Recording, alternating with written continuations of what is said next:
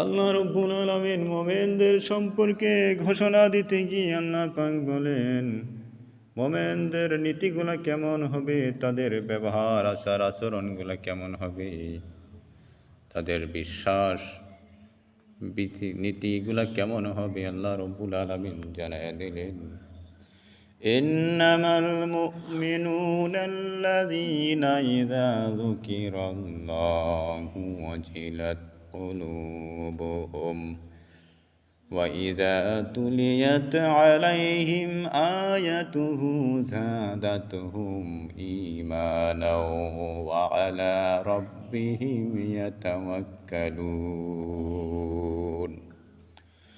আল্লাহ রাব্বুল আলামিন বলেন, প্রকৃত মুমিন তো তারাই